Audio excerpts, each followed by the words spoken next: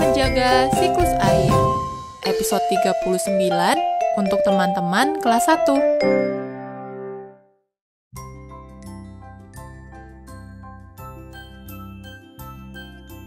Hai teman-teman, aku sedang membantu ayah membersihkan lingkungan. Apakah kalian pernah membersihkan lingkungan di sekitar rumah? Wah, kalian rajin sekali. Kita harus selalu membersihkan lingkungan ya. Oh iya teman-teman, gerakan menyapu sama seperti gerakan olahraga. Yuk kita sekalian olahraga. Kalian ikutin gerakan aku ya. Kepalkan telapak tangan kalian seperti memegang sapu. Iya benar, seperti itu. Mari kita mulai dari sebelah kiri. 1, 2, 3. Sapu kiri, sapu kiri. Sapu kanan, sapu kanan. Tempat sampahnya sudah dekat teman-teman. Ayo kita sapu terus. Sampahnya ke sana. Sapu kiri, sapu kiri. Sapu kanan, sapu kanan. Kiri lagi, kiri lagi. Kanan lagi, kanan lagi. Hore, selesai. Terima kasih, kalian sudah membantu aku ya. Oh iya, ayah juga sedang membersihkan lingkungan loh. Yuk kita bantu ayah.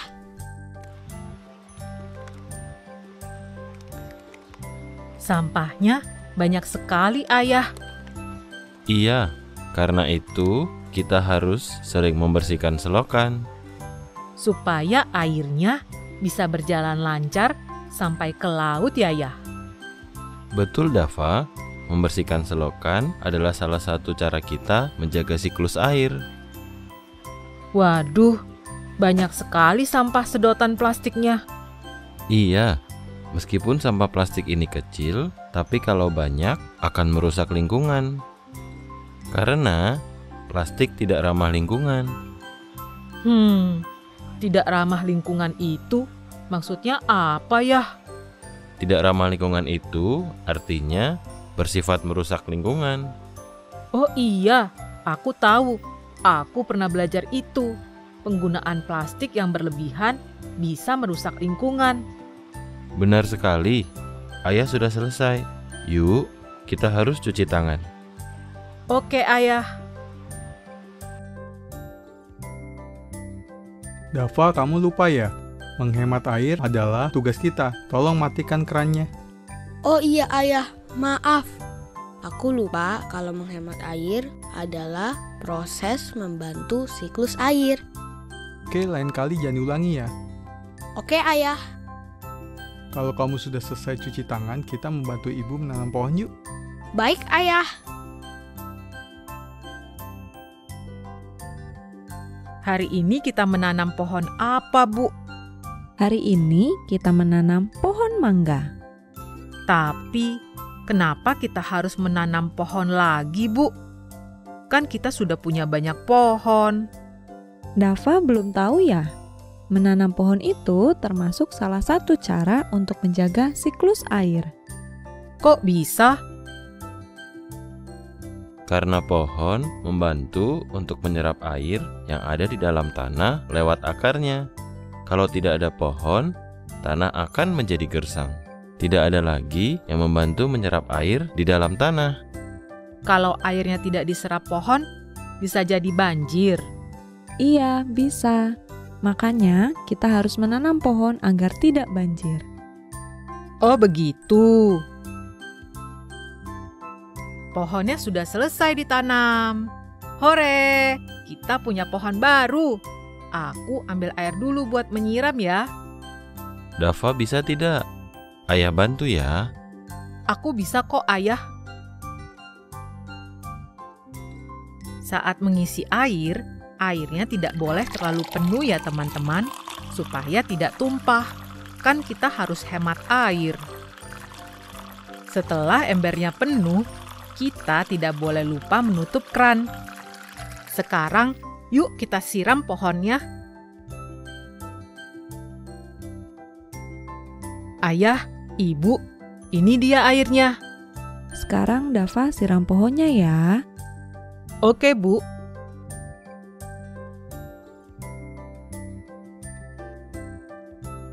Selesai. Ayah dan Ibu harus cuci tangan sekarang. Iya sayang, tapi kamu harus ganti baju ya. Oke, Bu.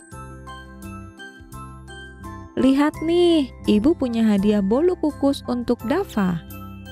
Kenapa Dava diberi hadiah? Karena Dava sudah membantu menjaga siklus air. Iya, aku sudah mengeluarkan sampah dari selokan. Aku juga sudah menyiram pohon mangga baru punya kita. Dava hebat ya. Yuk, kita makan kuenya. Selain membersihkan selokan dan menanam pohon, kita harus apa lagi ya untuk menjaga siklus air? Tidak boleh membuang sampah di pantai. Benar, nanti pantainya jadi kotor dan airnya tidak bersih. Iya juga ya, kan air yang ada di pantai akan menguap untuk jadi awan. Iya, rumah mereka jadi kotor. Kasihan juga ikan-ikan yang ada di laut kalau lautnya tercemar sampah. Jadi Dava sudah tahu kan cara menjaga siklus air? Iya, aku sudah tahu semuanya, Ayah. Apa saja? Coba kamu sebutkan. Tidak membuang sampah ke selokan atau sungai, menghemat air, menjaga kelestarian pohon, dan tidak boleh mengotori pantai dan laut. Pintar. Kalau perjalanan siklus air, Dava sudah tahu. Tahu, Bu, air laut kena panas matahari dan menguap. Jadi awan, lalu awannya penuh dengan air. Jadi hujan deh. Air hujan ada yang jatuh ke sungai. Air sungainya terus mengalir sampai laut lagi. Wah, anak ibu pinter banget. Belajarnya rajin sih ya. Oh iya, aku harus belajar sama teman-teman di rumah. Aku belajar dulu ya, Bu. Ya. Hai teman-teman, kalian sudah lihat kan tadi bagaimana cara aku menjaga siklus air? Nah, sebelum mulai belajar dan bermain bersama, kita berdoa dulu ya. Berdoanya sesuai dengan keyakinan masing-masing. Berdoa dimulai.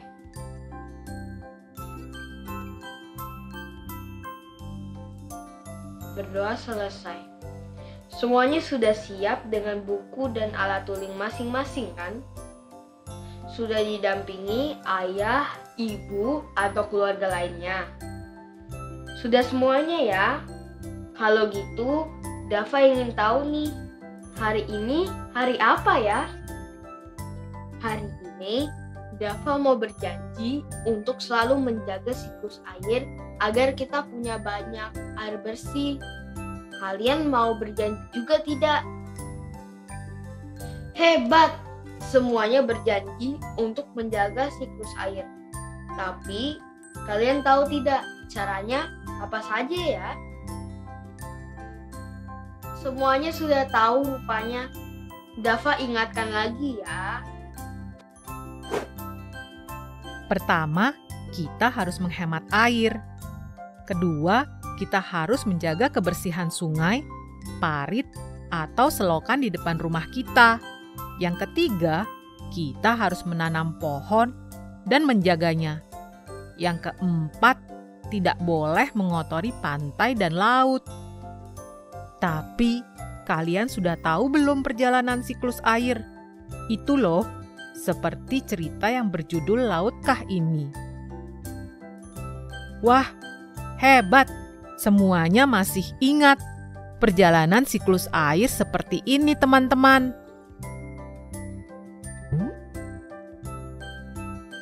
Air laut menguap dan berubah menjadi awan. Awan yang sudah penuh air tertiup angin ke pegunungan. Terjadilah hujan.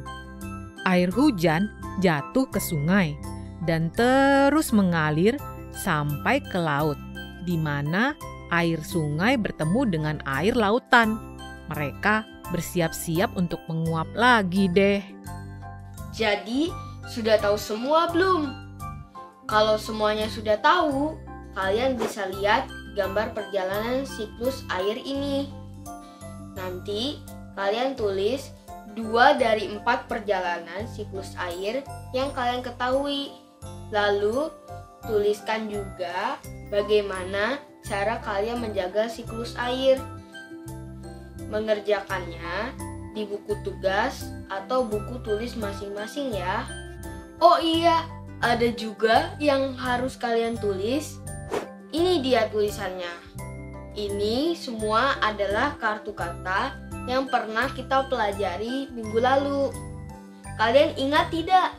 Kalau ingat, kalian harus menuliskan 5 kata. Boleh dari kartu kata minggu lalu atau minggu sebelumnya. Menulisnya di mana ya? Benar sekali. Menulisnya di buku tulis atau buku tugas kalian. Sekarang apa lagi ya? Sepertinya masih ada yang kurang. Oh iya, ini dia tugas kita selanjutnya. Mencocokkan gambar. Nomor 1 itu gambar apa ya? Iya, gambar matahari yang bersinar terang. Kalau gambar kedua,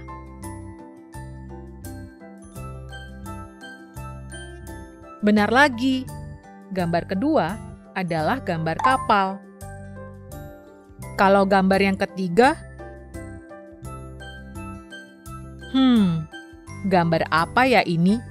Warnanya abu-abu, tapi ada titik-titiknya ke bawah. Sepertinya gambar. Iya, gambar hujan. Baru aja aku mau menjawab, tapi kalian menjawab lebih dulu. Nah, kalau gambar yang keempat, gambar apa ya? Iya, benar lagi. Gambar gunung. Kemudian, gambar terakhir teman-teman. Itu gambar apa ya? Warnanya putih seperti kapas. Benar lagi, gambar awan.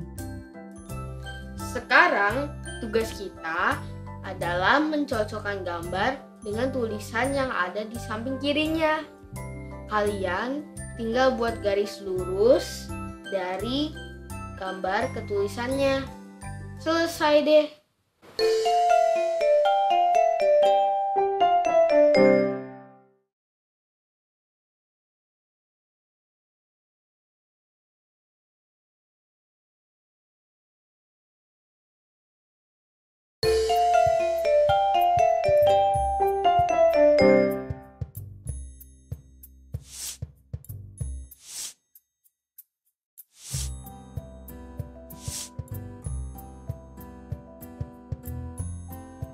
Teman-teman, kita akan belajar memperkirakan hasil menggunakan bilangan terdekat. Tapi kali ini tentang pengurangan. Caranya sama saja kok.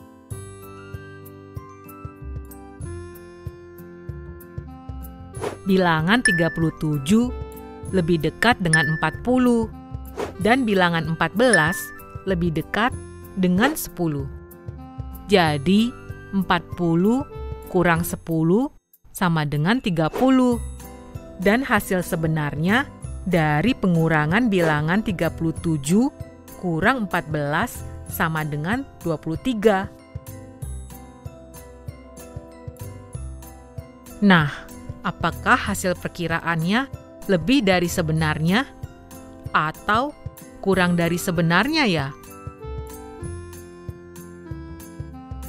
Iya, hasil perkiraannya lebih dari hasil sebenarnya. Dava, boleh bantu ibu sebentar di dapur? Teman-teman, ibu memanggilku. Ayo kita bantu ibu di dapur.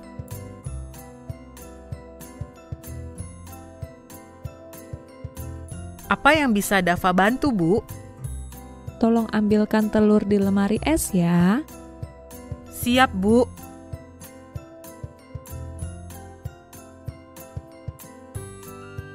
Yah, ada telur yang pecah, Bu. Jadi, jumlah telurnya berkurang dong. Wah, iya ya. Coba kamu hitung, ada berapa telur yang masih utuh? Jumlah telurnya ada 6, dan yang pecah 1. Jadi, telur yang masih utuh ada 5, Bu. Ya sudah, telur yang pecah masih bisa digoreng kok. Jadi nggak mubazir ya, Bu? Oh iya teman-teman, ada temanku namanya Putri. Dia juga akan menghitung jumlah telur di rumahnya. Berapa yang masih utuh dan berapa yang pecah. Kita lihat sama-sama yuk. Halo teman-teman, namaku Putri. Aku temannya Dava. Sebelum kita menghitung telur, aku mau tanya. Teman-teman tahu tidak? Tanda strip 1 artinya dikurang. Dan tanda strip 2 artinya sama dengan. Wah, banyak yang tahu ya. Kalian ingat baik-baik ya dua tanda itu, karena kita akan belajar tentang pengurangan. Tadi pagi, ibu membeli telur di pasar. Ada 24 telur, tapi sayangnya ada 10 telur yang pecah. Jadi, berapakah telur yang utuh?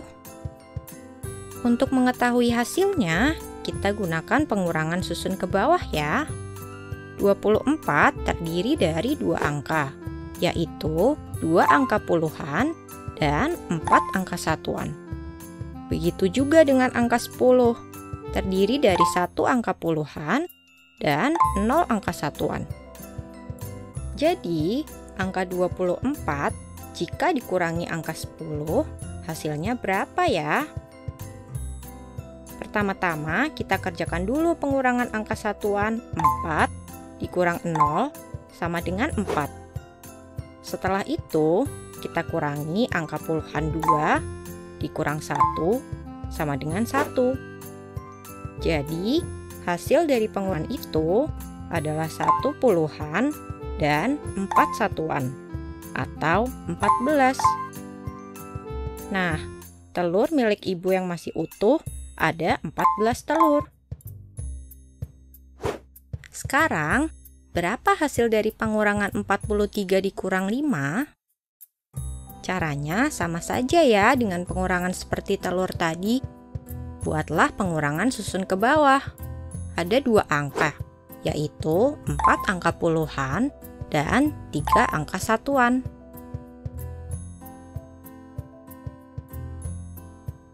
Angka 3 lebih kecil dari angka 5.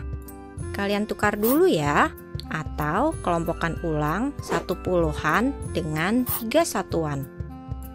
Nah, 1 puluhan ditambah 3 satuan.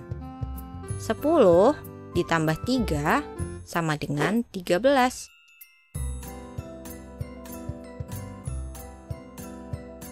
Lalu, angka 13 tadi kurangi 5. Hasilnya adalah 8. Karena 1 puluhan telah ditukar atau dikelompokkan ulang dengan 3 satuan, maka angka 4 puluhan berubah menjadi 3 puluhan. Jadi, 43 dikurang 5 sama dengan 38. Gimana teman-teman? Kalian sudah paham kan tentang hasil pengurangan yang sudah dijelaskan Putri tadi? Kalau belum paham, pelajari lagi atau minta bantuan ayah dan ibu di rumah untuk menjelaskan ya. Wangi. Dava jadi lapar nih, Bu. Yuk, kita makan sama-sama. teman-teman suka minum air putih kan? Sama, aku juga. Karena air putih itu baik buat kesehatan. Oh iya, dalam sehari kalian biasanya minum berapa gelas? Kalau aku biasanya minum sampai 8 gelas sehari. Banyak minum itu membuat tubuh kita selalu segar karena tidak kekurangan cairan. Nah, aku mau mengajak teman-teman di rumah untuk jadi detektif nih. Tapi tugasnya bukan untuk memecahkan kasus, melainkan mengamati. Iya, kita akan mengamati berapa banyak air yang diminum oleh anggota keluarga dalam sehari. Pertama-tama, kalian pastikan dulu satuan yang akan kalian gunakan. Apakah dengan gelas atau botol? Kemudian, beri tanda centang ya. Nah, kalian amati siapa saja anggota keluarga yang minum. Ada ayah, ibu, kakak, atau adik. Lalu, kalian tulis nama-nama anggota keluarga itu dan berapa banyak air yang diminum selama 1 hari.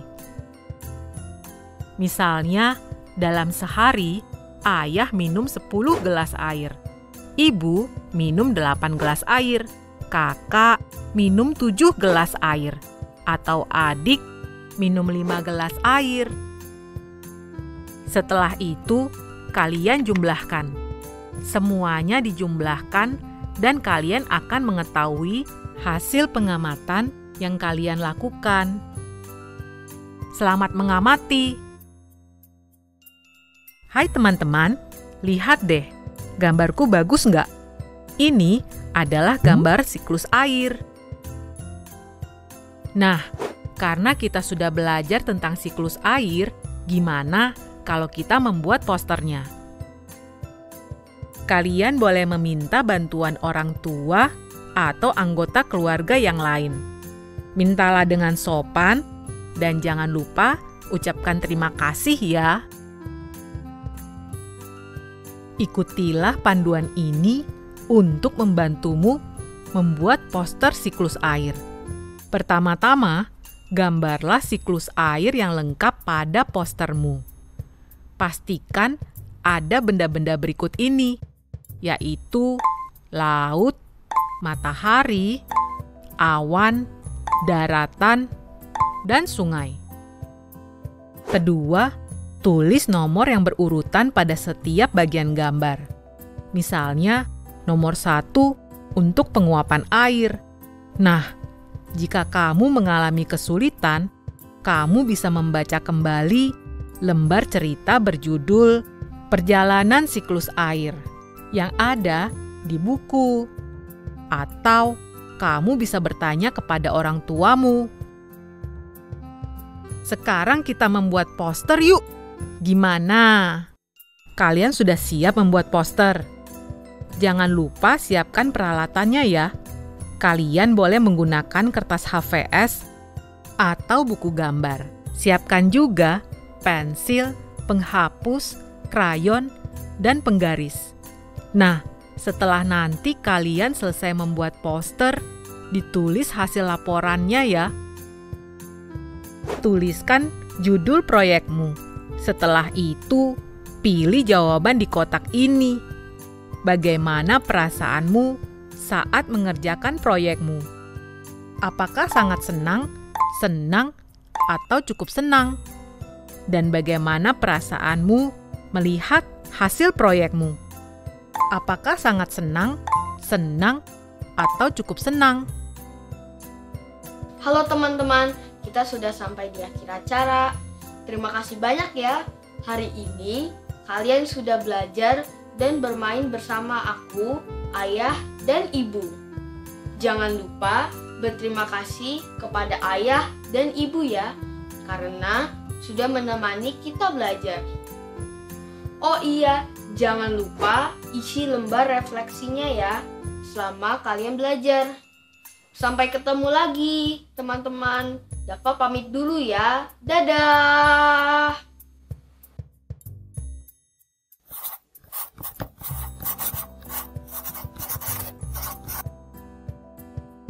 Wah, hari ini seru sekali ya.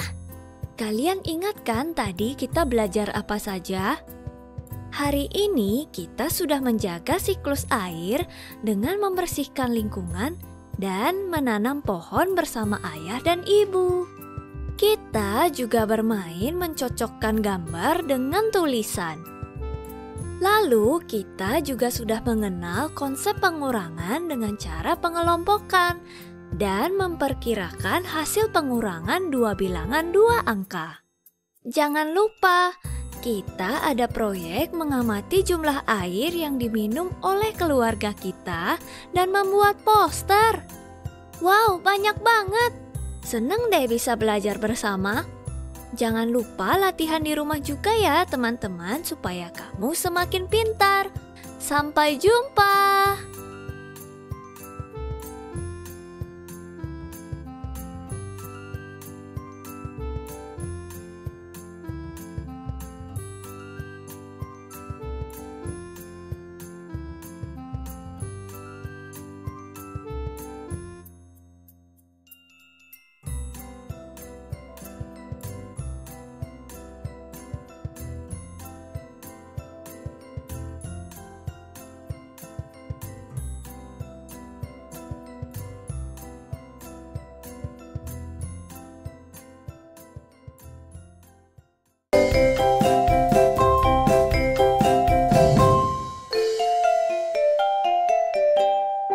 Sampai jumpa.